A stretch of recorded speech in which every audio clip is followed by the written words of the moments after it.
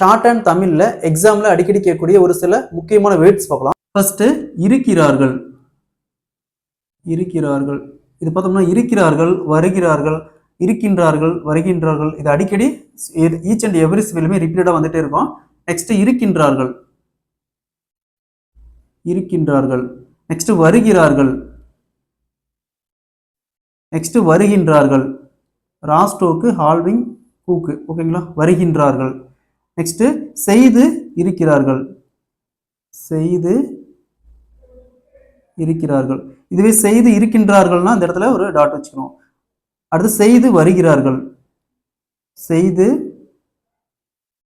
வருகிறார்கள். இதுவே செய்து வருகின்றார்கள்னா இந்த இடத்துல ஒரு டாட் வச்சுக்கணும். நம்முடைய இன்ஸ்டியூட்ல அன்னோன் ஸ்பீட் பேட்ச் போயிட்டு இருக்கு.